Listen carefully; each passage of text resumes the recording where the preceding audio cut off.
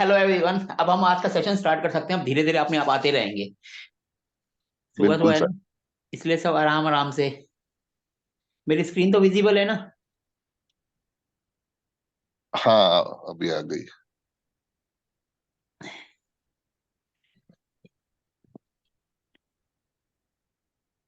अभी तो हम बेसिक ही करेंगे 2 दिन कि एस्ट्रोलॉजी होती क्या है। 2 दिन एस्ट्रोलॉजी का करेंगे, 2 दिन वास्तु का करेंगे।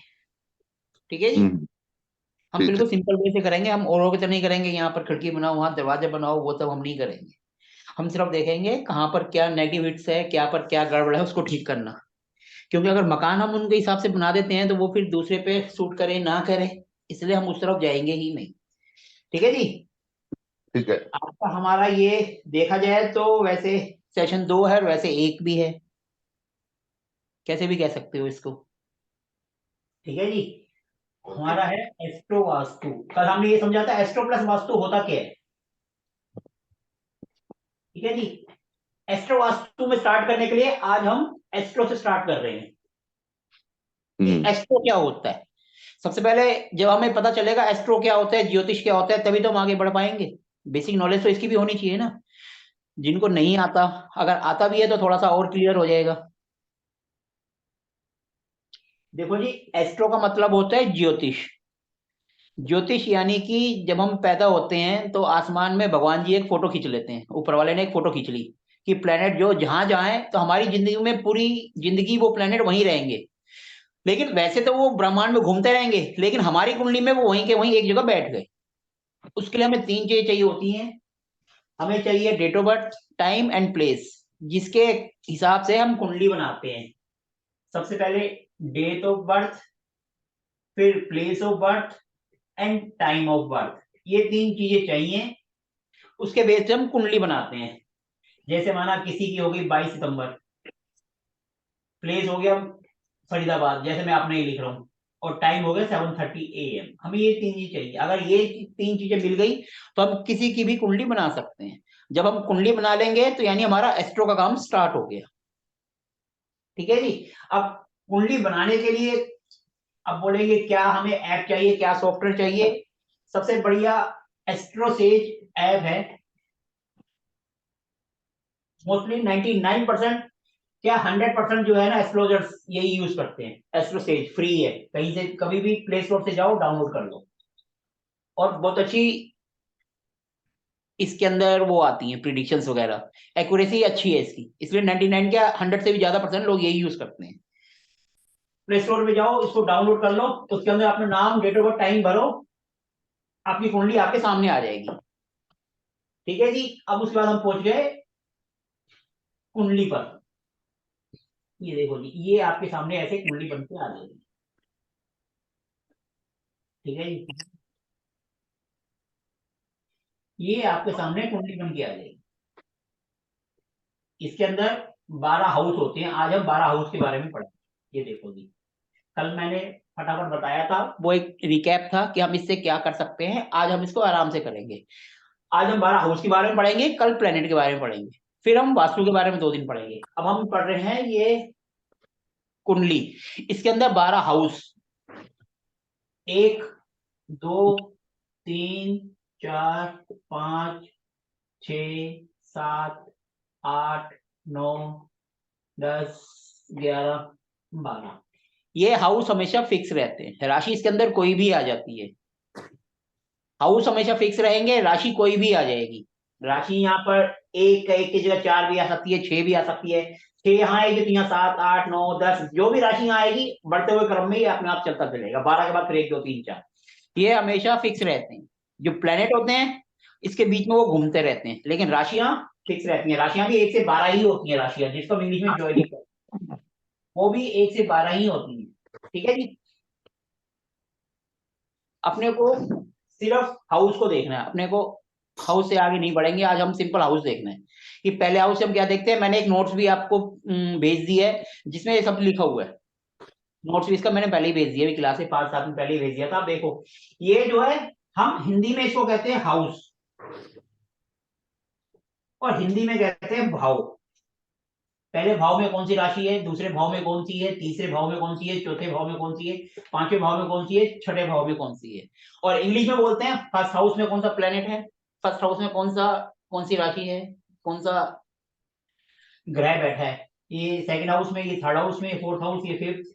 ये हाउस हमेशा फिक्स रहेंगे, ये कभी नहीं बदलते। राशियां बदलती रहती हैं, प्लेनेट बदलते रहते हैं। हाउस मतलब फिक्स, ये कभी नहीं बदलेंगे। ये 12th हाउस है तो ये हमेशा 12th हाउस ही रहेगा, ये सेकंड हाउस ही रहेगा, ये कभी नहीं बदलेंगे, ये लगन ही रहेगा। अब हम जाते हैं कि इनसे हम क्या क्या देखते हैं। क्लियर है जी? हम सबसे पहले देखते हैं फर्स्ट हाउस, पहला हाउस। फर्स्ट हाउस का मतलब है कि हम एक इंसान के बारे में, बंदा देखने में कैसा होगा, उसका नेचर कैसा होगा, क्या क्या उसकी क्वालिटीज होंगी, कैसा कलर होगा, ये सब चीज हम पहले हाउस से देखते हैं। फर्स्ट हाउस मतलब वो खुद खुद इंसान। जैसे मैं हूं, मेरे बारे में कुछ पता करना है तो मेरा फर्स्ट हाउस देखना पड़ेगा, फर्स्ट हाउस कैसा है, उसके अंदर कौन सी राशि है, उसी से हम डिसाइड कर लेंगे ये बंदा देखने में कैसा होगा, नेचर इसका कैसा होगा, किस तरीके से इसके भाव होंगे, इमोशनल होगा, गुस्से वाला होगा, क्या होगा, सब फर्स्ट हाउस से पता चल जाएगा। छोटा होगा, मोटा होगा, लंबा होगा, वो सब हम पहले हाउस से पता करते हैं। फर्स्ट हाउस यानी कि सेल्फ, जिसको हम हिंदी में कहते हैं जातक, कहते हैं ना जातक, या फिर सेल्फ। पहले हाउस से हम वो देखते हैं। मैं बिल्कुल सिंपल छोटा सा बता रहा हूँ, ज्यादा डिटेल में आपको मैंने भेज दिया, उसमें पढ़ते रहना। एक इंसान के बारे में जितनी ज्यादा नॉलेज चाहिए, वो देखने में कैसा होगा, रंग रूप, कट काठी, वो सब पहले हाउस से। फर्स्ट हाउस मतलब बंदे के बारे में, वो देखने में क्या है। क्लियर है पहला हाउस? उसके बाद फिर सेकंड हाउस। सेकंड हाउस से हम देखते हैं कि बंदे आप बोलेगा कैसा,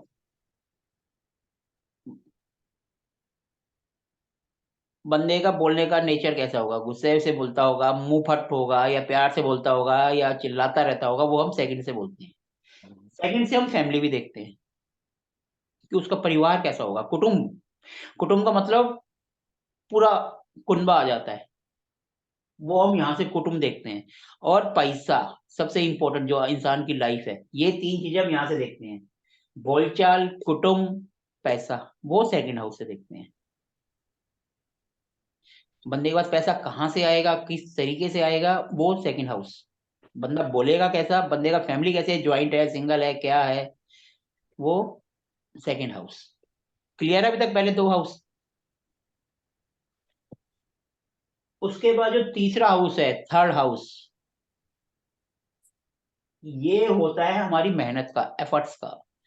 हमारी मेहनत, इंसान कैसा मेहनती होगा, क्या होगा, छोटे भाई बहन से बनेगी नहीं बनेगी, पड़ोसी, बंदे की हैंड राइटिंग कैसी होगी, बंदा, बंदे के छोटे मोटे ट्रेवल, वो सब हम तीसरे हाउस से देखते हैं। तीसरा हाउस मतलब बंदे की छोटे भाई बहनों से बनेगी नहीं बनेगी, उसके छोटे छोटे जो ट्रेवलिंग्स होते हैं वो यहाँ से देखते हैं, उसकी हैंड राइटिंग देखते हैं, पड़ोस देखते हैं। और भी कई चीजें हैं जो मैंने लिखी हुई हैं, मैं भी बेसिक बेसिक बता रहा हूँ कि आपके जो दिमाग में बैठ जाए। बस इतना याद रखो यहाँ से, छोटे भाई बहन और यात्राएं, पड़ोसी, हैंड राइटिंग। और भी बहुत सी चीजें आएंगी, धीरे धीरे आप करते रहोगे, आगे आपके आती रहेंगी। सिंपल देखना है, बंदा मेहनती होगा, काम वाम कैसे करता होगा, काम करेगा या काम से दूर भागेगा, एफर्ट्स, कितना एफर्ट्स लगाएगा काम करने के लिए, काम करेगा या काम से जी चुराएगा। कई होते हैं ना, बैठे रहते हैं यार, काम कौन करेगा, दूसरे से करवा लेंगे। तो हम यहाँ से पता करेंगे।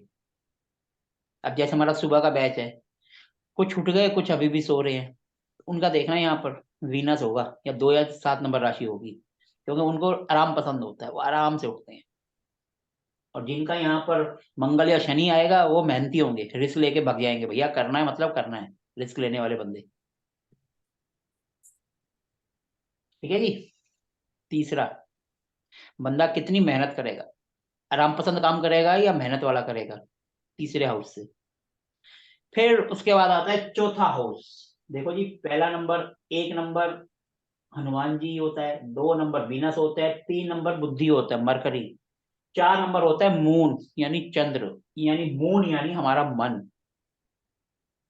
हमारा मन कहाँ पर लगेगा, जहां पर भी आपका मून बैठा होगा कुंडली में, आप देख लेना आपका वहीं जाके मन लगता होगा। पड़ोस में होगा तो आपका पड़ोस में मन लगता होगा, यहाँ पे होगा तो आपका घर में दिल लगता होगा, क्योंकि ये 4 नंबर हमारा घर होता है। 4 नंबर से हम मदर, हमारा दिल, हमारी प्रॉपर्टी, हमारा घर, गाड़ी, बंगला, सब 4 नंबर से देखते हैं। 4 नंबर मून, मून यानी लिक्विड कैश भी होता है। और हम इसको पानी से भी करते हैं। मून यानी पानी भी होता है, जो कि बहता रहता है, रुकता नहीं है। 4 नंबर से हम किसी इंसान का घर बार कैसा होगा इससे अंदाजा लगाते हैं, उसके पास गाड़ी कैसी होगी उसका अंदाजा लगाते हैं, उसका दिल कैसा होगा, उसका दिल कहाँ जाके लगता होगा वो भी लगाते हैं। अगर यहीं पर है उसका, तो उसका मन कहीं से भी घुमा दो, उसका घर आके ही अपना दिल लगेगा। किसी भी कुंडली में जहां पर भी मून बैठा हो, वो उसकी राशि होती है, जन्म राशि। और ये जो 1 नंबर होता है, ये होती है लग्न राशि। मोस्टली कोई पूछे ना आपकी राशि का है, इसमें जिस नंबर पे भी आपका मून बैठा है उस नंबर की राशि आपकी है। ये बात ध्यान रख लेना, जहां पर भी मून बैठा होगा। अगर 4 नंबर पे मून बैठा है तो कर्क आपकी राशि है, 4 नंबर की कर्क राशि होती है। अगर 1 नंबर है तो एरीज है। ठीक है जी। अगर 3 में बैठा है तो 3 नंबर की राशि। राशि किसी को ना पती है, गूगल करो, पूरे 12 नाम आ जाते हैं। बस ये नंबर देखो, उसके सामने की जो राशि है वो आपकी राशि है। क्लियर। 4 नंबर से हम माता के बारे में भी जानते हैं, हमारी मम्मी। 4 नंबर आपकी मदर से बनेगी नहीं बनेगी वो भी 4 नंबर ही बताएगा। आपकी मदर को कोई हेल्थ इशू आते हैं तो वो हम आपकी कुंडली से पता कर सकते हैं, क्योंकि 4 नंबर आपकी मम्मी का है। यहाँ से हम आपकी मम्मी की कुंडली भी बना सकते हैं। ठीक है जी। यहाँ से आपकी मदर की कुंडली बन जाएगी। आपके पास मदर की डिटेल नहीं है, जो पहला बच्चा होता है उससे मदर की डिटेल बनाओ। बिल्कुल 90% क्या, 80 से 90% की सारी एकदम बिल्कुल बातें। 100% तो हम नहीं कह सकते हैं, लेकिन 80 से ऊपर, अगर किसी की प्रिडिक्शन 70 से ऊपर भी जाती है तो कहते हैं बहुत अच्छी है। क्योंकि अगर 100% जाएगी तो लोग तो फिर हमें पूजेंगे, हमारे पैर आके धोएंगे पिएंगे, भैया ये तो भगवान है। और कभी हमें नहीं चाहिए इतनी, कि हमारी प्रिडिक्शन इतनी जाए। भैया 70% भगवान दे रहा है, बहुत है, खुश है। सामने वाला भी खुश, हम भी खुश। क्योंकि फिर ना तो इंसान जी पाता है ना कुछ, उसकी कोई लाइफ ही नहीं रहती। घर के बाहर भीड़ लगी रहती है, इतना भी नहीं चाहिए। भगवान इतना दे दे, दाल रोटी चलती रहे, सबका कल्याण होता रहे, हम भी खुश वो भी खुश। ठीक है जी। अब ऐसे भी बंदे हैं जिनकी अपनी पर्सनल लाइफ ही नहीं होती, बेचारे बाहर ही नहीं निकल पाते, उनका नेम फेम इतना है। क्या करना है ऐसे नेम फेम को? जब हम जी ना पाए तो नेम फेम चाहिए क्या इतना? इतना नेम फेम हो, अपना काम चल जाए, सामने वाले भी परेशान ना हो, हम भी परेशान ना हो, वो भी खुश हम भी खुश। अपनी लाइफ हम भी इंजॉय कर सकें और वो भी अपनी करे। भगवान इतना देता है सबको, बहुत है। ठीक है जी, ये हो गया 4th हाउस। फिर 5th फिर हाउस। आपने कुछ बताया कि जहाँ मून बैठा है वहां राशि, जिस जहाँ मून बैठा है मैंने वहां पहले क्या कि बोला? आपकी कुंडली में जहां पर भी मून है वो आपकी राशि है, सिंपल। वो राशि है। ओके। जहां पर भी मून बैठा है और वहीं पर आपका दिल लगेगा। जिसकी कुंडली में जहां मून हो, अपना उठा के देख लें, उसका उसी काम में दिल अच्छा। लगेगा। कहने का मतलब ये है, अगर माना यहाँ उसका मून है, तो उसको कुछ ना कुछ पड़ोसी में दिल लगेगा, मेहनत में दिल लगेगा, एफर्ट्स करेगा। देखना जिसकी कुंडली में चाहो, देखना किसका मैच होता है किसका नहीं होता। फिर हो गया 5वां। ये भी इंपॉर्टेंट होता है। 1, 5, 9 ये इंपॉर्टेंट हाउस होते हैं। 5 नंबर इसलिए इंपॉर्टेंट होता है क्योंकि यहाँ से हमारी एजुकेशन आती है, हमारे बच्चे लाइफ में, वो हम यहीं से देखते हैं। पहला बच्चा जो होगा हमारी लाइफ का वो यहीं से आएगा। मोस्टली किड्स के लिए 5th हाउस होता है। यहीं से हम एजुकेशन देखते हैं, बंदे की एजुकेशन कैसी होगी, पढ़ाई लिखाई कैसे करेगा। पढ़ाई लिखाई से ही आजकल सब पता चलता है भैया, वो उसका बैकग्राउंड क्या है। अगर अच्छा पढ़ा लिखा है तो उसके बोलने के से भी समझ आएगा कि भैया उसका किस तरीके का है। और जो अफेयर्स आजकल चलते हैं वो भी हम यहीं से देखते हैं। पढ़ाई, एजुकेशन, किड्स एंड अफेयर्स, चाहे वो एक्स्ट्रा मैरिटल अफेयर्स हो या कुछ हो, सब यहीं से देखे जाते हैं। यहाँ अगर अच्छे प्लेनेट हैं तो पढ़ाई लिखाई अच्छी है। अगर केतु किसी का बैठा है तो वो पढ़ाई रो रो के करता है। देखते रहना। केतु मतलब काटने वाला, वो हम कल पढ़ेंगे। तो 5th हाउस यानी कि बच्चे, पढ़ाई एंड अफेयर्स। आजकल इन तीनों का ज्यादा इंपॉर्टेंस है। लोग सब अफेयर्स के चक्कर में पढ़ते रहते हैं, पढ़ाई करते नहीं है। तो इसलिए इसका भी आज के टाइम में क्या, स्टार्टिंग से ही इसका 1, 5, 9 इंपॉर्टेंट होते हैं हमारे, इनको त्रिकोण भी कहते हैं। तो ये इंपॉर्टेंट होते हैं। यहाँ पर जितने अच्छे होंगे उतनी हमारी लाइफ अच्छी होगी, जितना बेकार होगा उतनी हमारी बेकार लाइफ होगी। क्योंकि जब यहाँ अच्छा होगा तो हमारी पढ़ाई लिखाई अच्छी होगी, हमारे बच्चे सही होंगे, अच्छे निकलेंगे। बच्चों की अपने से बनेगी या नहीं बनेगी वो भी हम यहाँ से कंपेयर कर सकते हैं। है तो यहाँ से बच्चे ही ना। ठीक है जी। पढ़ाई लिखाई, बच्चे और अफेयर्स, मोस्टली आप काम करोगे, जब कुंडली देखो कुछ करोगे, 90% केस आएंगे, क्योंकि आजकल फोन सबके पास है, फ्री में होती है बात, 5 मिनट की। एप्स हैं दुनिया भर के, वो यही क्वेश्चन करते हैं कि मेरी लैब से वो चला गया, वापस कब आएगा, या मेरे नाम में आने वाले का नाम बता दो। इन दो के अलावा तीसरा क्वेश्चन ही नहीं पूछते हैं। ठीक है जी, तो हो गया पांचवा। अब हो गया छठा। ये बात ध्यान रखना, 6, 8, 12 ये नेगेटिव हाउस होते हैं हमारे इसमें। ये हो गया छठा, ये हो गया आठवां, और ये 12वां। ये नेगेटिव रोल्स होते हैं, ये हमेशा प्रॉब्लम्स ही देंगे। लेकिन हमारी किसी की प्रॉब्लम किसी का फायदा होता है। हमारी जेब से जो है 1000 रुपए गिर गए, हम बेचारे परेशान, हमें नुकसान हो गया, जिसको मिल गए उसको फायदा। हमारा वो 6, 8, 12 हो गया, उसका हो सकता है 1, 5, 9 हो, तो उसको फायदा हो गया। तो कोई चीज अपने को नुकसान देती है तो दूसरे को फायदा देती है, ये बात ध्यान रखना। 6, 8, 12 ये अपने बेकार है, जिसमें 6 और 12 भी पॉजिटिव हो जाते हैं, लेकिन आठवां नहीं होता। आठवां होता है कभी कभार होता है, वो कैसे होता है वो अभी बताते हैं। अभी देखो 6, 8, 12 ये हमें देता है रोग, ऋण, शत्रु। रोग मतलब बीमारी, ऋण मतलब लोन, शत्रु मतलब एनिमी। यानी यहां से हमारा लड़ाई झगड़ा, कोर्ट केस, लोन और बीमारी देखते हैं। लेकिन जब कंपटीशन सक्सेस करना होता है ना, कोई हमें कोई गवर्नमेंट का एग्जाम क्लियर करना है, तो हम यहीं से देखते हैं। और देखो जब हमें मकान लेना है तो उसके लिए लोन लेना पड़ेगा, फिर हमारे लिए हाउस एक्टिव अच्छा होता है, हम कहेंगे भैया लोन मिल जाए। लोन नहीं मिल रहा है तो हम देखेंगे छठा हाउस। अगर हम जनरल उसमें देखेंगे तो कर्जा हर एक इंसान के लिए बुरा है। लेकिन कर्जा वहां अच्छा है जब हम पॉजिटिव काम के लिए ले रहे हैं, हमारा हम बिजनेस कर रहे हैं, हमें लोन नहीं मिल रहा, तब हमारे लिए हाउस एक्टिव अच्छा है, नहीं तो ये हाउस बेकार है। इसलिए मैंने कहा 6 और 12 कई बार अच्छे हो जाते हैं। अब जैसा हमें नौकरी का एग्जाम है वो क्लियर करना है, तो हम छठे हाउस को देखेंगे, तो हमारे लिए अच्छा है, क्योंकि हमें कंपटीशन क्लियर करना है। हमें मकान खरीदना है, उसके लिए लोन चाहिए, तो हमारे लिए अच्छा है। और वैसे अगर हमारे ऊपर कर्जा चढ़ा रहा है, रोग ऋण शत्रु दे रहा है, तो हमारे लिए बेकार है। वही मैंने कहा, कोई चीज किसी के लिए बेकार है तो किसी के लिए अच्छी है। अब मेरे ऊपर अगर कर्जा होगा, अभी तक भगवान की दुआ से नहीं है, तो मेरे लिए हाउस बेकार है। अगर मैं प्रॉपर्टी खरीदने जाऊंगा, भैया मेरे को प्रॉपर्टी खरीदनी है, तो नेचुरली बात है हर कैश तो किसी के पास होता नहीं है। अगर होगा भी तब भी वो नहीं लेगा, क्योंकि इनकम टैक्स के चक्कर में फंस जाएगा, तो वो लोन लेगा। तो उसके लिए हाउस अच्छा है। और वैसे ही बेकार फालतू का कर्जा आ जाए तो कहेगा यार बेकार है यार, बीमारी दे दी, लड़ाई झगड़ा करवा दिया, कोर्ट केस करवा दिया। और अगर कोई आपका प्रॉपर्टी का केस चल रहा है, तो आप कहोगे यार ये बढ़िया है, मेरे को ये बता दो कैसे हम जीतेगा या नहीं जीतेंगे, तब आप कहोगे अच्छा है। और अगर किसी दूसरे ने आप पे केस कर दिया तो आप कहोगे बेकार है ये। तो इसलिए मैंने कहा कि 6 और 12 ये कभी कभार अच्छे हो जाते हैं, वैसे मोस्टली तो बेकार ही रहते हैं, क्योंकि कर्जे इंसान के ऊपर होगा, बीमारी आएगी, लड़ाई झगड़ा आएगा, तो कहेगा यार इनसे भगवान दूर रखे। इसलिए कहते हैं 6, 8, 12 ये हमारे नेगेटिव हाउस होते हैं। आठवां भी नेगेटिव है, लेकिन उसका भी कुछ पॉजिटिव पॉइंट है, वो अभी बताता हूँ। इसके बाद ये कुंडली हो जाती है हमारी हाफ, आधी होगी ना, 1 से 12 है तो 6 आगे खत्म, 7 हो गया। इसलिए हम इसको कहते हैं बेटर हाफ, मतलब हमारी लाइफ पार्टनर, हमारी धर्म पत्नी। ये घर आपकी धर्म पत्नी है। कोई आपसे पूछता है मेरा लाइफ पार्टनर कैसा होगा, इसको लेके कुंडली बना दो और उसका पूरा प्रिडिक्शन कर दो, और 110% सही बैठेगा उसका लाइफ पार्टनर के बारे में। जिनको नॉलेज है वो क्या करें, इसको उठा के लग्न बना दें और सारे प्लेनेट जहां बैठे हैं वैसे बैठा दें, बन गई उनकी कुंडली। ठीक है सर।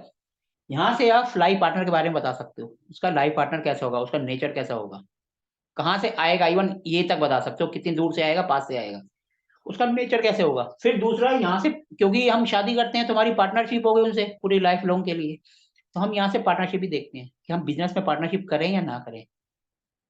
जिनका डेली कैश का काम होता है, डेली इनकम होती है, वो भी यहाँ से कर सकते हैं। अब हम ये मत कहना लेबर क्लास, लेबर क्लास तो बेचारा 500-700 रुपये 1000 रुपये लेगा, लेकिन जिनका रोज का कैश का काम है, लाखों में है, हजारों में है, वो भी हम यहीं से देखते हैं, डेली इनकम वो भी यहीं से देखते हैं। लाइफ पार्टनर तो है ही, साथ में बिजनेस में पार्टनरशिप करें या ना करें वो भी हम यहीं से देखेंगे। ठीक है जी। तो ये हो गया हाफ, इसलिए हम इसको कहते हैं बेटर हाफ हमारी लाइफ पार्टनर को, इसलिए ये हाउस उनको दिया गया है, 7th हाउस। कुंडली का भी हाफ हो गया, और कहते हैं ना life partner is better half, कुछ भी कह लो आप, कोई भी लॉजिक लगा सकते हो। ठीक है जी। उसके बाद हो गया आठवां, सबसे बेकार घर, क्योंकि जब इंसान की डेथ होती है तब आठवां घर और थर्ड हाउस ये एक्टिवेट होता है, क्योंकि आठवां आठवें का आठवां होता है। आठवां से अगर हम काउंट करेंगे 1, 2, 3, 4, 5, 6, 7, 8, तो आठवें का आठवां हो गया। वो दिक्कत है, कभी भी आप किसी की कुंडली देख रहे हो और आपको दिक्कत आ रही है, समझ नहीं आ रहा क्या है, तो उसका आठवां हाउस देख लो, वो आपको दिक्कत दे रहा होगा। आठवें का आठवां कभी भी किसी कुंडली में, जिनको थोड़ी बहुत कुंडली की नॉलेज है, जो देखते हैं, जो प्रिडिक्शन करते हैं, आठवें का आठवां हमेशा दिक्कत देता है। माना किसी की जॉब नहीं लग रही है, जॉब में दिक्कत आ रही है, तो यहाँ से 8 काउंट करो, 1 2 3 4 5 6 7 8। देखो एजुकेशन आ गया ना, तो मतलब हो सकता है उसको पढ़ाई लिखाई दिक्कत कर रही हो, उसकी पढ़ाई हो ज्यादा और नौकरी मिल रही हो कम की, तो यहाँ से दिक्कत आ रही होगी, तो उसको बोलो कंप्रोमाइज करे, उसको जो मिल जाएगी। कोई भी दिक्कत है, 8वें का 8वां, माना कोई बंदा बाहर जाना चाहता है, तो यहाँ से 8वां काउंट करो, 1 2 3 4 5 6 7 8, यानी बीवी। वो मना कर रही होगी बट नहीं जाना, कर लो कुछ भी। सीधी सी बात है, जहां पे प्रॉब्लम आ रही है उसका 8वां हाउस काउंट कर लो। ये उनके लिए जिनको थोड़ी बहुत आती है, जिनको नहीं आती वो छोड़ो, वो सिर्फ इतना आगे मत जाओ। अब देखो 8वां हाउस ये होता है डेथ का, सीक्रेट्स का, छुपाने का। ये बीमारी देगा थोड़ी लंबी चलने वाली, लेकिन ये देगा कि परेशानी वाली। इसको हम अष्टम भाव यानी दुख का भाव कहते हैं, कि ये यहाँ से मतलब दुख ही आएंगे। तो यहाँ से पॉजिटिव कम होते हैं, नेगेटिव ज्यादा होते हैं। पॉजिटिव आएंगे यहाँ पर भी, लेकिन यहाँ से इसको मौत का घर भी कहते हैं, तो यानी इसको शमशान घाट भी कहते हैं। ठीक है जी। तो इसलिए, लेकिन ये ससुराल का भी होता है, यहाँ से हम ससुराल भी देखते हैं। और अगर किसी का यहाँ से लिंक बन जाए तो समझ लो ससुराल से पैसा मिलेगा। और यही पैसा जो है अचानक पैसा भी दिलाता है, छुपाने का भी होता है। किसी का फिफ्थ का अगर यहाँ से रिलेशन बन जाए, समझ लो उसके छुपे हुए रिलेशनशिप है, किसी को पता भी नहीं होगा। इसीलिए ये उनके लिए फायदेमंद है जिनको पैसा मिल गया अचानक। जिनके सीक्रेट्स अफेयर है उनके लिए अच्छा है, नहीं तो वैसे बेकार है। हर चीज में प्रॉब्लम देता है 8वां। अगर 10वें का 8वें से बन गया तो अपने जो है सीक्रेट शेयर किसी से बताने नहीं है, अपने साथ ही रखने हैं, क्योंकि ये शमशान घाट है या कब्रिस्तान है, ये मौत का घर है। हमारी जब भी मौत होगी हम इसी को देखेंगे। यहाँ से 8, ये 2 घरों का रोल आता है। कभी भी देखना किसी की भी डेथ हुई हो, उसका चार्ट उठा के देख लो, ये इस घर की और इस घर का दशा अंतर दशा, प्लेनेट शनि केतु ये जरूर आएंगे, क्योंकि मोक्ष के कारक हैं ये शनि केतु, और ये 2 हाउस ये आपको 110% मिलेंगे ही मिलेंगे। चाहे दशा हो, अंतरदशा हो, प्रत्यंतर दशा हो, सूक्ष्म दशा हो, कोई सी भी हो, आपको इनका रोल मिलेगा ही। Third and eighth house active होते हैं ना? हाँ जी, 3 और 8 एक्टिव होते हैं जब भी किसी इंसान की उम्र का हम देखते हैं तो। लेकिन ये प्रिडिक्ट करना नहीं चाहिए, केवल तभी देखो जब बंदा वेंटिलेटर पे हो, डॉक्टर उनको मना कर दे। उससे पहले ये चीजें भूल के भी नहीं जाना वहां तक, क्योंकि कुछ चीजें भगवान के हाथ में रहे वो ज्यादा अच्छा है। हम सिर्फ ये देख सकते हैं कि भैया अगर कोई वेंटिलेटर पे है तो इन दोनों की अगर दशा दशा आ रही है, फिर तो हम उम्मीद कर सकते हैं भैया उम्मीद कम है। और अगर ये नहीं है तो हम कह सकते हैं भैया वो बच सकता है। ठीक है जी। तो 8वां हाउस यानी कि छुपाने वाला, हमारा शमशान घाट कब्रिस्तान कुछ भी कह लो। यहाँ तक तो क्लियर, मैं बिल्कुल इजी और आसान तरीके से और बहुत धीरे धीरे आराम से समझा रहा हूँ। और जिनको नॉलेज है तो उनके लिए जो दिमाग में आ रहा है तो थोड़ा एक्स्ट्रा भी दे। ये नहीं है कि बस यहीं तक रहे, ऐसा नहीं है कि भैया यहीं तक लिमिट रहे। जो दिमाग में आए वो जाता जाए, नॉलेज जितनी बांटो उतनी बढ़ती है। ठीक है जी। उसके बाद आ गया 9वां भाव, ये होता है हमारी किस्मत। तभी मैंने कहा एक हो गया खुद, फिर होगी पढ़ाई लिखाई, और एक ही होगी हमारी किस्मत। इंसान 24 सारी उम्र इसी के आगे पीछे भागता रहता है, मेरी किस्मत में ये नहीं है, मेरी किस्मत में वो नहीं है।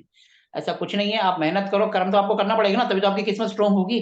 जब आप इस हाउस से रिलेटेड आपको किस्मत को जगाना है तो इस हाउस से रिलेटेड काम करना शुरू कर दो, किस्मत आपका साथ देगी, क्यों नहीं देगी। यहाँ से हम किस्मत देखते हैं, लंबी यात्राएं भी देखते हैं। बंदा जैसे इंटरस्टेट जा रहा है, कहीं दूर जा रहा है, वो यात्राएं यहाँ से आती, छोटी यात्रा है यहाँ से, बड़ी यहाँ से। ठीक है जी। उसकी किस्मत उसके पिताजी से बनेगी। जैसे 4th हाउस उनकी मम्मी का है, तो 9th हाउस उनके पिताजी का है, उनकी किस्मत। और हमारे सबसे पहले गुरु हमारे पिताजी ही होते हैं, जो हमें शिक्षा देते हैं। पहले तो वैसे तो मदर को बोला जाता है, लेकिन हम कुंडली के हिसाब से दे रहे हैं, तो इसीलिए ये हमारे पिताजी का घर भी है। यहाँ से हम इंसान का धर्म भी देखते हैं कि वो धार्मिक होगा, भगवान को मानेगा या नहीं मानेगा, या नास्तिक होगा, या अगर दूसरे धर्म में जाकर उसका इंटरेस्ट होगा तो वो भी हम यहाँ देख लेंगे। जहां पर राहु आ जाएगा तो समझ लेना वो अपना धर्म छोड़ के दूसरे धर्म की तरफ जाएगा, कभी ना कभी जिंदगी में जरूर जाएगा, या उसका उसमें इंटरेस्ट होगा। ठीक है जी। ये हमारी किस्मत है, और यहाँ से हम यात्राएं भी देखते हैं। बंदा अगर यहाँ से कुछ समझ नहीं आ रहा, अब कई बंदे आते हैं पूछते हैं भैया हम क्या काम करें, कुछ नहीं समझ आता, उसको बोलो जो लगन की राशि है वो काम कर लो, इसकी राशि है वो काम कर लो, नहीं तो किस्मत का काम कर लो। ये आप आंख बंद करके बोल सकते हो, भैया ये किस्मत तो उसका साथ देगी देगी। किस्मत को एक्टिवेट तो कर ही लो ना कम से कम। किस्मत को अपने फेवर में करने की कोशिश तो कर सकते हैं, बाकी रिजल्ट देना तो ऊपर वाले के हाथ में है। हम कर्म भी ना करें वो तो गलत है ना। कर्म तो अपने को करना पड़ेगा। तो 9th हाउस हो गया हमारी यात्राएं, बड़ी यात्राएं, छोटी नहीं, छोटी देखनी है वो 3rd हाउस से हमारे पिताजी, हमारी किस्मत, मेन है हमारी किस्मत, इसीलिए इसको इंपॉर्टेंट कहते हैं, किस्मत। क्लियर है? उसके बाद 10वां हाउस हमारा काम धंधा, प्रोफेशन, बिजनेस, हमारी गवर्नमेंट को भी हम यहीं से देखते हैं कि अपने को गवर्नमेंट से दिक्कत आएगी क्या है, वो भी हम यहीं से देखते हैं। यहाँ से हमारा बंदा नौकरी करेगा, काम धंधा करेगा, क्या दिक्कत आएगी, क्या होगा, सब चीज 10th हाउस हमारी किस्मत। किस्मत तो 9th हो गया और 10th। अगर 9, 10, 11 ये तीनों अगर अच्छे हों, इसमें अच्छे प्लैनेट बैठे हों, तो समझ लो बंदे की किस्मत बहुत बड़ी है, क्योंकि देखो उसका काम धंधा अच्छा है, उसकी किस्मत अच्छी है, और उसकी जो है लाइफ का 11वां, ये तो हो गया हमारा क्या हम काम धंधा करेंगे, क्या करेंगे, गवर्नमेंट से पंगा करेंगे, क्या करेंगे, वो 10th हाउस। हमारी लाइफ का कुछ भी प्रॉफिट हो, हमारी जो भी इच्छा पूर्ति है, वो 11वां हाउस। और बड़े भाई बहन, फ्रेंड, वो हम 11वें से देखते हैं। हमें लाइफ से कुछ भी एक्सपेक्ट करना है, हमारी जो भी इच्छा है, इच्छा पूर्ति होगी नहीं होगी, वो 11वां हाउस। तभी कहते हैं 9वां हमारी किस्मत, हमारी किस्मत अच्छी हो, हमारा काम धंधा अच्छा हो, और हमारी सारी इच्छाएं पूरी हो, तो भगवान हमारी किस्मत, हमारे को अच्छी कुंडली हम उसको कह सकते हैं। कभी भी किसी का काम धंधा देखना हो, अगर ये 3 प्लेनेट अच्छे हैं, तो आप आंख बंद करके कहते हो भैया तुम्हारी लाइफ में सक्सेसफुल रहोगे। और अगर यहाँ तीनों में गड़बड़ा है, तो बोल दो भैया सारी जिंदगी धक्के खाते रहोगे। क्योंकि देखो काम धंधा उसका ऐसे ही रहेगा, नौकरी ऐसी रहेगी, एक्सपेक्टेशन पूरी नहीं होगी, किस्मत खराब है, तो बेचारा करेगा क्या, सारी जिंदगी धक्के ही खाएगा। और अगर यहाँ पर अच्छे प्लेनेट आ गए, तो भैया अच्छे प्लेनेट कौन से होते हैं? गुरु महाराज जी सबसे पहले, जुपिटर। शनि महाराज जी आएंगे तो काम धंधा तो कराएंगे, लेकिन लेट करा देंगे, थोड़ा डिले करेंगे, लेकिन अच्छा करेंगे। वो 40 के बाद रिजल्ट देते हैं, लेकिन अच्छा देंगे। शुक्र आ जाए तो वो तो वैसे ही पैसा है, मून आ जाए तो वो बढ़िया है, बुध आ जाए वो भी ठीक है। ये प्लेनेट थोड़े से अच्छे काउंट होते हैं। बाकी सूर्य, मंगल, केतु, ये सब जो है, राहु, ये थोड़े से नेगेटिव प्लैनेट्स की कैटेगरी में आ जाते हैं, इनको हम सौम्य प्लैनेट नहीं कहते। ये थोड़े से गुस्से वाले, हार्ड वाले। ठीक है जी। 11वां हाउस हमारे फ्रेंड्स, हम बंदे का फ्रेंड सर्कल कैसा होगा, उसके बड़े भाई बहनों, छोटे भाई बहनों के लिए 3रा, बड़े के लिए 11वां, तो वो हम 11वें से देखेंगे।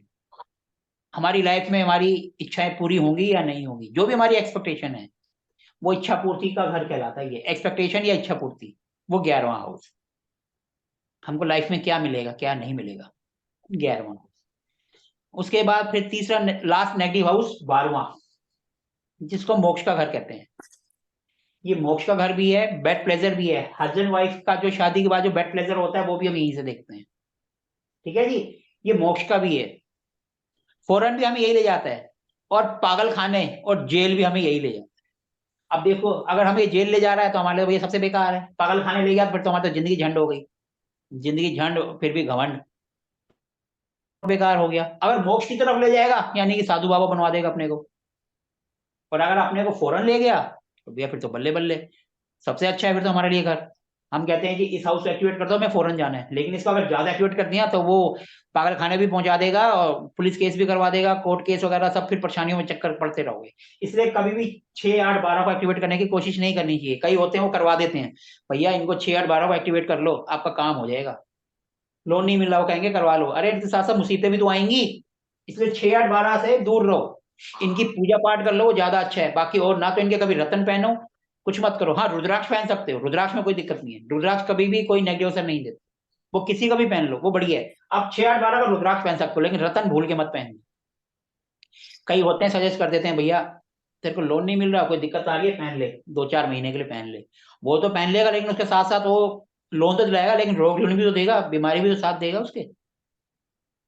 तो इसलिए इनको कोशिश करो, इनको एक्टिवेट मत करो, इनका पूजा पाठ कर लो, बीज मंत्र होते हैं वो जाप कर लो, ज्यादा अच्छे हैं, लेकिन इनकी तरफ मत जाओ।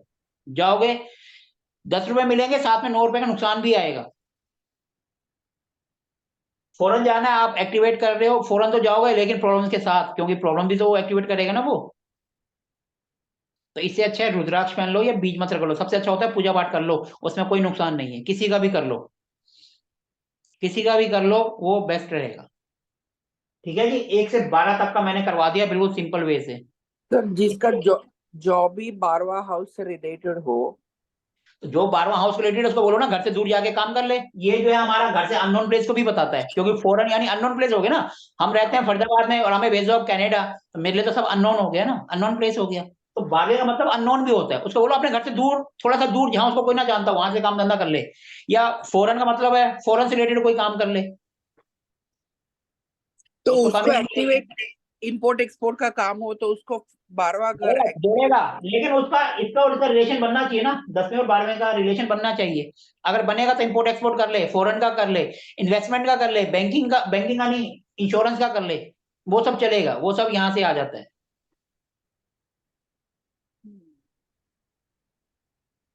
ठीक है जी। अब किसी को कुछ पूछना है 10 से 12, इस ये मैंने पूरे हाउस करवा दिए, बिल्कुल सिंपल वे में करवाए हैं, कोई फटाफट नहीं, कोई वो नहीं। और इनका नोट्स जो है मैंने आपको पहले ग्रुप में भी भेज दिए। अब वहां पे देखोगे, वहां पर 4 चीजें फालतू ही मिलेंगी। यहाँ पर मैंने वो बताई हैं जो आपके दिमाग में बैठ जाए। एक बार मैं दोबारा रिकैप करा देता हूँ ताकि दिमाग में बैठ जाए। फर्स्ट हाउस यानी इंसान खुद, देखने में कैसा है, उसका कद काठी रंग कलर बाल। यहाँ पर अगर सूर्य आ जाए पहले हाउस में तो उसको हेयर की प्रॉब्लम रहेगी रहेगी, सारी जिंदगी रहेगी, बेचारा परेशान रहेगा, जितना मर्जी इलाज करा ले और बाल उड़ जाएंगे जेंट से। ये ध्यान रखना, ज्यादातर आपको बाद में गंजे मिलेंगे यहाँ पर सूर्य। ठीक है जी। उसके बाद सेकंड हाउस कैसे बोलता है, कुटुंब एंड मनी, पैसा कहाँ से पैसा आएगा। तीसरा हाउस अड़ोस पड़ोस मेहनत, छोटे भाई बहन कितना मेहनती होगा क्या करेगा, और छोटी मोटी यात्राएं। थर्ड हाउस पड़ोस भी यहीं से देखेंगे। फोर्थ हाउस यानी उसका घर बार गाड़ी लग्जरी, कैसा उसका घर सुंदर है छोटा है बड़ा है, गाड़ी कैसी छोटी बड़ी है, मदर उसकी कैसी है, मदर से रिलेशन कैसे हैं, वो फोर्थ हाउस, वो हम फोर्थ हाउस से देखेंगे। फिर फिफ्थ हाउस 1 5 9, इसको हम धर्म त्रिकोण भी कहते हैं। पहले इंसान खुद, फिर यहाँ से उसकी एजुकेशन, पढ़ाई, बच्चे, अफेयर्स भी यहीं से आता है। अब शादी हो जाती है, बच्चे नहीं होते हैं, बेचारे परेशान रहते हैं, तो अभी इस हाउस से रोल आ जाता है। इसमें जितने अच्छे प्लैनेट होंगे उतनी पढ़ाई लिखाई अच्छी होगी, बच्चे उतने अच्छे होंगे, बच्चों से उतनी बनेगी, जितने नेगेटिव प्लैनेट होंगे उतनी ही दिक्कत आएगी। उसके बाद छठा हाउस रोग ऋण शत्रु, बीमारी देगा, लोन देगा और लड़ाई झगड़ा देगा। इसलिए 6 8 12 नेगेटिव हाउस, रोग ऋण शत्रु। यहाँ हाफ हो गया मतलब बेटर हाफ यानी लाइफ पार्टनर। बीवी के बारे में देखना है तो बीवी के बारे में यहाँ से उसके बारे में सारी इन्फॉर्मेशन आपको मिल जाएगी, उसका वो लाइफ पार्टनर कैसा होगा, कैसा नेचर होगा, देखने में कैसे होगा। अगर आप इसको लग्न बना के बता दोगे तो उसका काम धंधा भी आप बता दोगे कि उसका काम धंधा वो क्या करता होगा, क्योंकि उसकी कुंडली तो उसके लाइफ पार्टनर का है ना ये घर। उसकी डेली इनकम और पार्टनरशिप भी हम यहीं से देखते हैं कि कोई बिजनेस में पार्टनरशिप करें या ना करें। अगर इन दोनों का रिलेशन बन जाए तो हस्बैंड वाइफ दोनों मिलकर काम धंधा कर लें तो बढ़िया, बहुत बढ़िया चलता है उनका। ठीक है जी। फिर उसके बाद 8वां हाउस बेकार हाउस, डेथ हाउस, हर चीज छुपाने वाला, सीक्रेट्स हाउस, अचानक प्रॉफिट भी यही दिलाता है, कहीं से पैसा दिला देगा। छुपे हुए अफेयर्स भी यहीं से पता चलते हैं, हर चीज को छुपाने वाला, बीमारी देने वाला, हर चीज में दिक्कत रुकावट, मतलब इसको रुकावट का घर कहते हैं 8वां घर, मौत का घर। 8वें का 8वां हर चीज में रुकावट। ठीक है जी।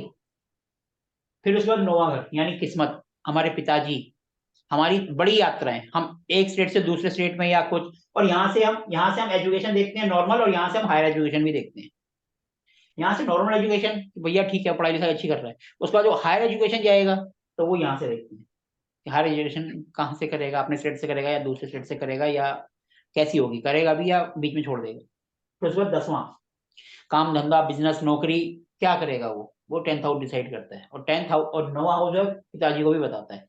10th हाउस गवर्नमेंट से भी पंगे, गवर्नमेंट से लेन देन, ये सब भी आपका 10th हाउस। फिर 11th हाउस अपनी लाइफ की एक्सपेक्टेशंस, हमारी लाइफ में हम क्या अचीव करेंगे, that is from 11th house. 11वां हाउस हमारी इच्छा पूर्ति, हमारी लाइफ में क्या अपने को मिलेगा क्या नहीं मिलेगा, वो 11th हाउस, मतलब हमारी इच्छाएं पूरी होगी या नहीं होगी, इसलिए इसको एक्सपेक्टेशंस या इच्छा पूर्ति का घर भी कहते हैं। 12वां हाउस मतलब फॉरेन का, बाहर हम जाएंगे नहीं जाएंगे, हम कौन सा फॉरेन से रिलेटेड काम धंधा करेगा, मोक्ष का।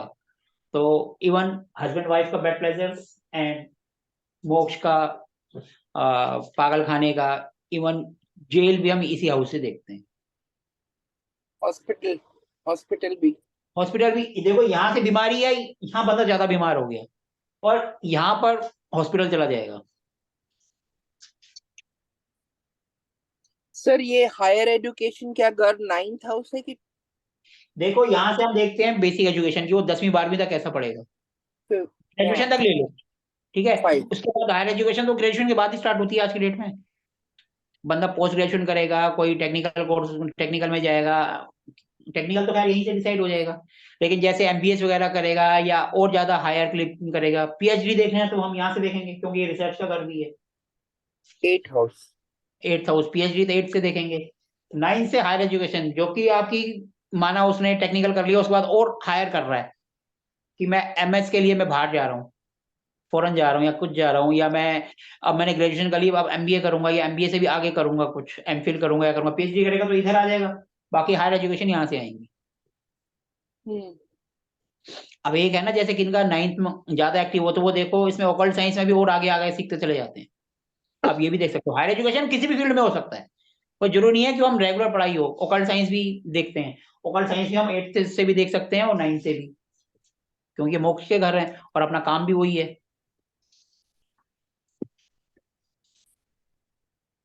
अब और किसी को कुछ पूछना है तो पूछिए। सर ये हाउस एक्टिवेट करना क्या होता है, कैसे क्या है?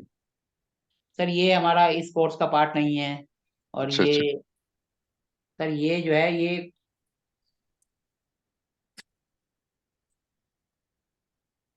तो इसीलिए ये हम इस पे डिस्कस नहीं करेंगे, क्योंकि ये कुंडली का पार्ट है। इसको अगर हम डिस्कस करेंगे तो पूरे 4 दिन भी कम पड़ेंगे। हम्म, सिंपल सा ये बता देता हूँ, हाउस एक्टिवेशन करने से मतलब होता है उस घर के रिजल्ट अपने को मिलने लगे हैं।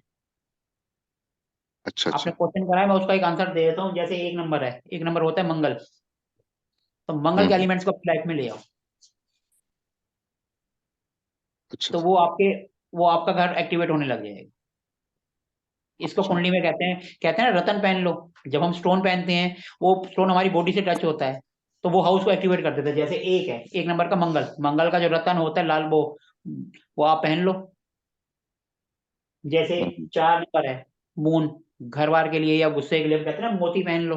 मोती पहनते हैं, बॉडी से टच होता है, तो हम उस घर को एक्टिवेट करते हैं। हम्म। हो गया क्लियर? हाँ सर। तो इसको घर को एक्टिवेट करना कहते हैं। इसका मतलब होता है कि हम जानबूझ के उस घर को एक्टिवेट कर रहे हैं जिससे हमें रिजल्ट चाहिए। हाँ हाँ। अब किसी की शादी नहीं हो रही तो कहते हैं 7 नंबर यानी वीनस यानी डायमंड पहन लो, कह देते हैं ना, कुछ टाइम के लिए पहन लो फिर उतार देना। हम्म। लेकिन ये सिर्फ राशि से नहीं, उसके बाद बहुत सी चीजें देखनी होती है। पता चले हम इस घर को एक्टिवेट कर रहे हैं, एक सपोज हमने 7 तो एक्टिवेट करा, लेकिन उसका लोड जाके बैठ गया 8वें में, तो 8वें की हम्म। मुसीबत भी तो आएंगी ना साथ साथ। हाँ सर। तो इसीलिए वो इतनी जल्दी नहीं करना चाहिए। किसी ने बोला भैया एक नंबर है तो पहन लो, नहीं, मोस्टली लोग क्या करते हैं 1 5 9 के रतन पहना देते हैं। भैया देखो एजुकेशन अच्छी होगी ये पहन लो, एक नंबर बंदा खुद है तो पहन लो, 9 है तो पहन लो। अरे उसका लोड भी तो देखो कहाँ है। फिर उसके बाद आगे बहुत सी चीजें देखनी होती है। तारा सीरीज देख लो कि उसका नक्षत्र तो कहीं वो डेथ वाले उसमें या विपत में तो नहीं आ रहा कि और मुसीबतें भी साथ में आए। वो सब चीजें भी देखनी होती हैं। खाली इसको देख के जज नहीं कर सकते भैया ये पहन लो। बहुत सी चीजें देखने के बाद डिसाइड करते हैं कि ये रतन पहनना है या नहीं पहनना। हम्म, देखो अगर शुभ है तो हम एक्टिवेट कर सकते हैं ना उसको, शुभ है तो अपने को अच्छे रिजल्ट मिलेंगे। सही बात। पता चला हमने क्या किया, हम अपनी किस्मत को एक्टिवेट कर रहे हैं, किस्मत का जो हाउस है वो यहाँ आगे बैठ गया, तो इसको भी करेगा वो, फिर तो हमारी किस्मत के साथ साथ जो है वो बेकिस्मती भी साथ साथ स्टार्ट होगी।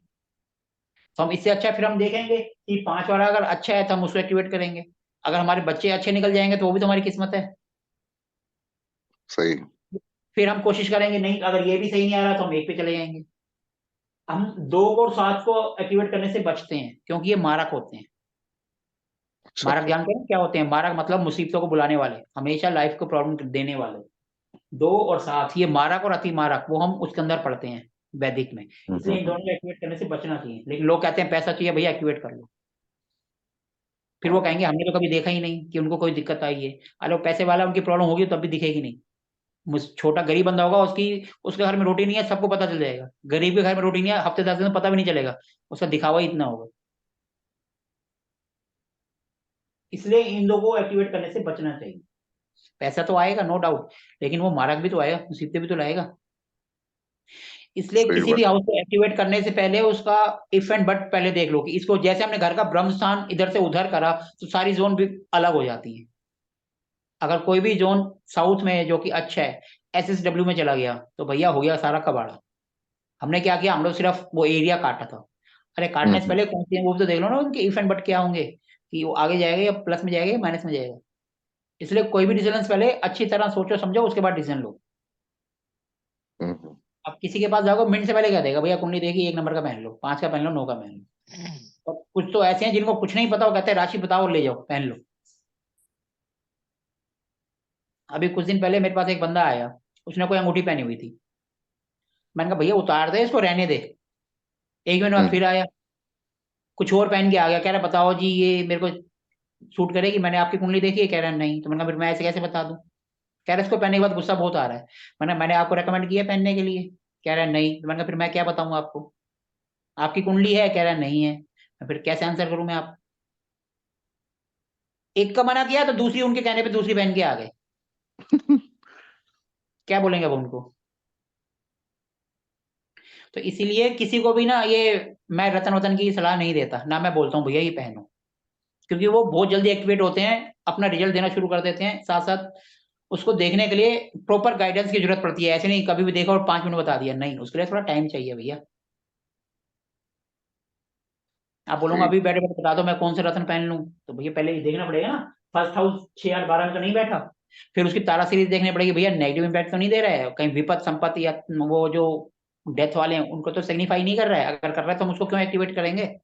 डेथ का मतलब होता है हम्म मुसीबतें ऐसी है आनी जो कि अंदर तक हिला के रख दे। तो भैया इतना पैसा भी नहीं चाहिए, भगवान जो दे रहा है उसी में बहुत है। लेकिन कहीं भैया हमें तो पहनना है तो भैया पहन ले, जा तेरी मर्जी है, हम क्या कर सकते हैं। अगर कोई जिद पे अड़ जाए भैया मुझे पैसे वाला चाहिए चाहिए, मुझे पहनना ही पहनना है, तो बता दे भैया 2 नंबर का जाके पहन ले, हमारा क्या जाएगा। इफ एंड बट होगा तेरे साथ होगा, हम तो मना कर रहे हैं मत पहन। आजकल हम्म। जो मैंने कराया वो क्लियर हुआ। हाँ, क्लियर हुआ सर। सर ये नॉलेज आप कह रहे थे ना आपको इसकी नॉलेज है एस्ट्रोलॉजी की, तो आपको नहीं, ये पहले एस्ट्रोलॉजी की नहीं, एस्ट्रोलॉजी की नहीं सर, वास्तु की है सिर्फ। क्लियर हो गया सर। क्लियर है ना। हम्म बाकी औरों को हाँ भी जी। जिनको क्लियर है, तो किसी को अभी भी इससे रिलेटेड कुछ पूछना है तो पूछ सकते हैं। ये जो आज हमने पढ़ा है हाउस के बारे में, किस हाउस से क्या, वैसे तो जनरल पूछोगे तब भी हम बता ही देते हैं, मना करते हैं लेकिन फिर भी बता ही देते हैं, ऐसा तो कुछ है नहीं। लेकिन ऐसे ना हो ना अपनी कुंडली का कि भैया मेरी कुंडली का बता दो, वो नहीं। वैसे आपको जनरल कुछ पूछना है तो आप पूछ सकते हो, उसमें कोई दिक्कत नहीं है। एक बार नहीं 10 बार पूछो आप। क्योंकि जब हम एक ही कुंडली लेकर बैठेंगे तो दूसरा कहेगा भैया मैंने भी तो फीस दी है, मैंने क्या गुनाह किया। फिर हम कुंडली देखते रहेंगे, कोर्स तो हो जाएगा साइड पे। फिर तो 10 क्लास हैं, 10 बंदे हैं, कुंडली देखो वो भी खुश हम भी खुश, खत्म हो गया कोर्स। ये तो नीचे क्यों उड़ा रहा ठीक है जी। है मैटर होता ना सर ये जिसकी मैटर आवाज पे आ रही है मैटर पे लाइन प्लीज टी अपने आप को पकाए म्यूट कर लें। ना सर ये जबरदस्त कौन है डी जिनका आगे जबरदस्त लिखा हुआ है? या तो म्यूट कर लें या मैं इनको रिमूव कर देता हूँ। कुछ पूछना है एक बार नहीं 10 बार पूछो, फिर ऑन करो पूछो। लेकिन अगर किसी का शोर आ रहा है तो प्लीज पहले उसको शांत करो फिर क्वेश्चन पूछो, एक ही चक्कर में सारे भी डिस्टर्ब ना हो। क्लियर है यहाँ तक सबको।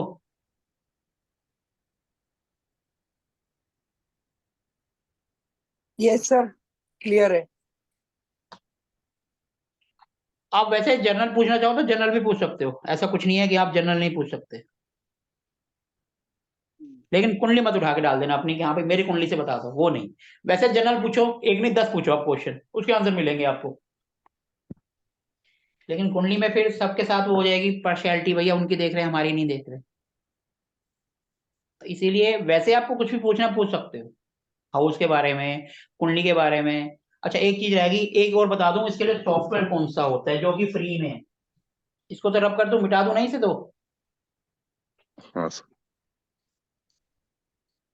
जैसे हमने बोला ऐप, ऐप बहुत मिलेंगे आपको। आप जो है एस्ट्रोसेज डाउनलोड कर लो।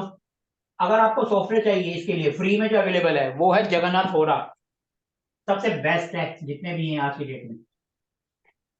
लेकिन इसके अंदर ये है कि आप कुंडली निकाल नहीं सकते, प्रिंट आउट नहीं ले सकते, बाकी आप प्रिडिक्शन के लिए बहुत अच्छे है जगन्नाथ होरा।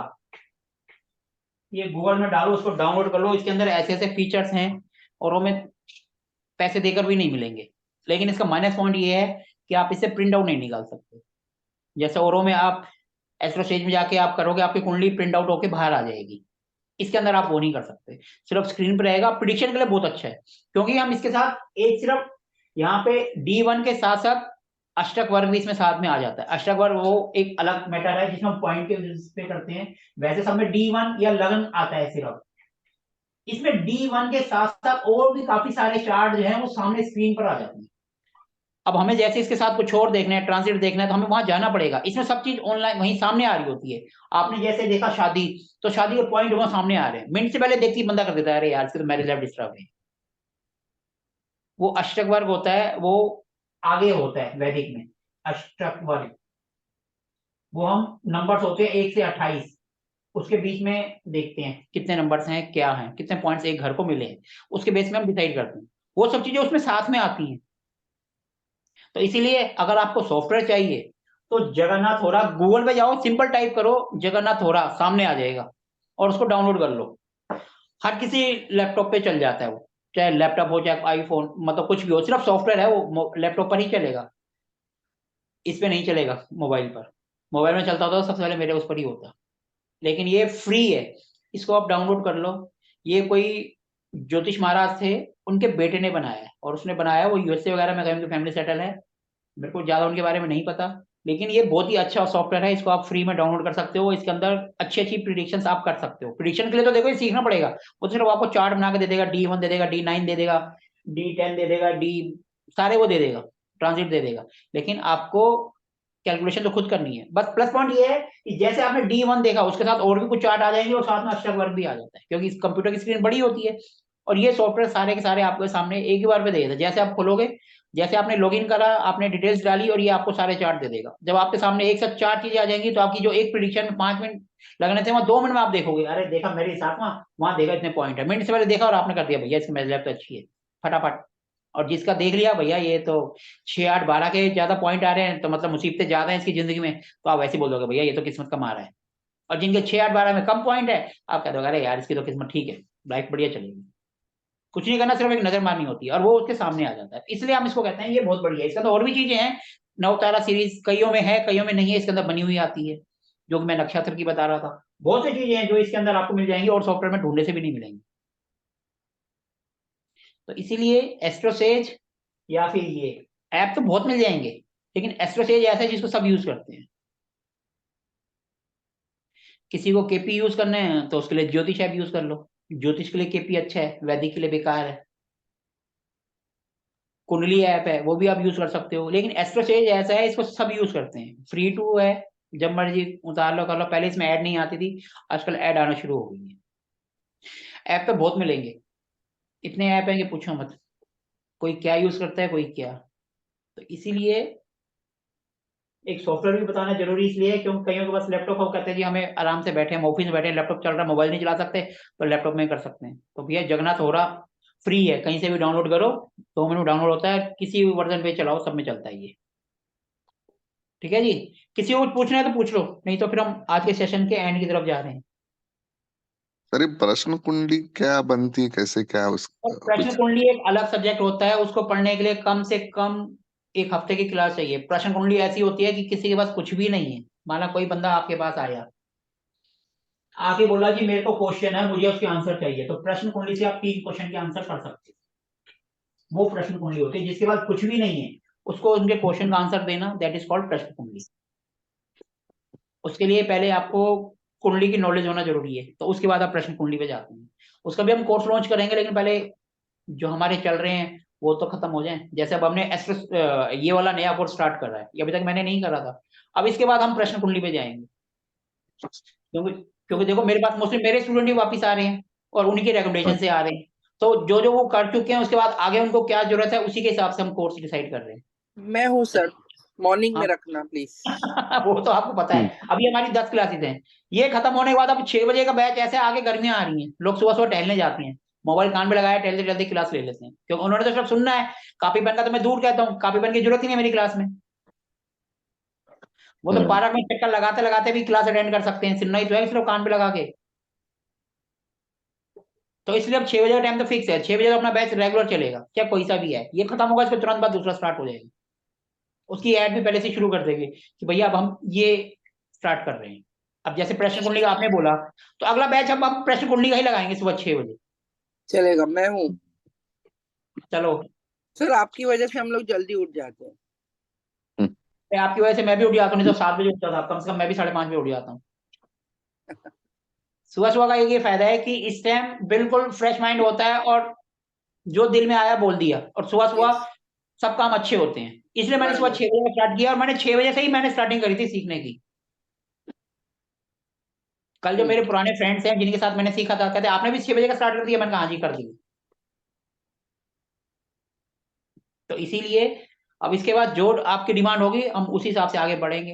हमें तो देखो कराना है, जो लोग कहेंगे वही कराओ। उल्टा कोई चीज ऐसी है जो हमने प्रैक्टिस नहीं करी, जैसे हमने केपी करी है लेकिन प्रैक्टिस छोड़ दी, अगर हम आपको कराएंगे तो हमारी भी तो रिवाइज हो जाएगी, हमारी भी तो प्रैक्टिस हो जाएगी। मैं मोस्टली वैदिक से बीएनएन से प्रिडिक्शन कर देता हूँ, लेकिन फिर केपी को भी यूज करेंगे। कृष्णमूर्ति पद्धति होती है, कृष्णमूर्ति पद्धति, बहुत से तरीके हैं उसको करने के। अब प्रश्न कुंडली में जिसको, अगर मैं आपको प्रश्न कुंडली का बोलूंगा, आपको अगर ये थोड़ी सी नॉलेज हो जाएगी हाउस की, प्लेनेट की, कैसे देखते हैं, क्या करते हैं, तो आप प्रश्न कुंडली भी कर लोगे। वो 1 हफ्ते की क्लास है, 1 हफ्ते में वो कोर्स खत्म हो जाएगा। सर किसी का टाइम पता नहीं, दिन पता है पैदाइश का, तो उसमें हो जाता सॉल्व सर वो। सर प्रश्न कुंडली में कुछ भी नहीं चाहिए हमें, हमें उसका कुछ नहीं अच्छा अच्छा चाहिए। अच्छा। हम उसके 3 क्वेश्चन का आंसर कर सकते हैं, लेकिन वो भी एक टाइम पीरियड में 2 घंटे के बाद फिर अगले किसी और क्वेश्चन, किसी और का आप आंसर कर पाओगे। ये नहीं कि आपने उसी से ही धैर्य पैर सबके आंसर करते चले गए, नहीं। 2 घंटे में सिर्फ एक ही के 2-3 क्वेश्चन आंसर हो पाएंगे। उसके बाद फिर अगर कोई आएगा तो वो फिर कभी आएगा, उसी टाइम पे नहीं करोगे आप। हर एक चीज की एक लिमिट होती है। हम्म, प्रश्न कुंडली का ऐसा है, दिन में कोई एक आध ही आता है पूछने के लिए जिसके पास डिटेल नहीं है, बाकी तो सबके पास डिटेल होती है। हम्म। तो इसलिए वो चल जाता है, दिन में एक आधा आएगा वो तो कभी भी कर दो। एक सुबह आया, एक शाम आया, एक दोपहर आया, वो तो 2 घंटे से तो ज्यादा ही हो गया। तो बंदे इसलिए आंख बंद करके कर देते हैं। अगर आपको आंसर करना हो तो पेंडुलम भी एक वो होती है, उससे भी आप कर सकते हो। पेंडुलम जो होता है उससे भी आप आंसर कर सकते हो, जिसके बाद कुछ भी नहीं है, डेट ऑफ बर्थ नहीं है, डिटेल्स नहीं है, लेकिन आपको पेंडुलम आता है, आप उससे हर क्वेश्चन का आंसर कर सकते हो। और उसका तो कभी भी करो, दिन में कितनी बार मर्जी करो, 1 करो, 50 बार करो, उससे भी हो जाता है। एक पेंडुलम का भी एक करेंगे किसी दिन, किसी कोर्स के साथ फ्री कर देंगे 2 सेशंस पेंडुलम का। प्रश्न कुंडली है उसके साथ पेंडुलम का कर देंगे, तो एक कॉम्बिनेशन बन जाएगा, थोड़ा सा कोर्स भी बड़ा हो जाएगा, और 1 हफ्ते का थोड़ा सा बंदे को फीस देते हुए भी लगेगा यार फीस ज्यादा है, तो इसीलिए उसके साथ कुछ उसको ऐड कर देंगे तो ये हो जाएगा। हाँ ठीक है, ये कोर्स भी हो गया और ऐसे भी हो गया, तो वो उसके साथ चल जाएगा। और हम खाली पेंडुलम का करेंगे तो वो थोड़ा सा वो फिर, ठीक है ना। तो इस तरीके से हम करेंगे। अब कुंडली से रिलेटेड किसी को कुछ पूछना है तो पूछ सकते हैं, नहीं तो we are going to close. Yes, sir. I'm also leaving. Thank you. Okay ji, thank Have you, a nice day. Thank you. Thank you ji. किसी को कुछ पूछना है कुंडली से रिलेटेड तो पूछ सकता है, नहीं तो फिर हम इसको एंड कर रहे हैं। ठीक है सर, चलो सबके क्वेश्चन सॉल्व हैं, तो फिर हम मिलेंगे हम कल सुबह 6 बजे। Okay, sir. Okay, have a bye good bye. Day, bye. Okay bye sir.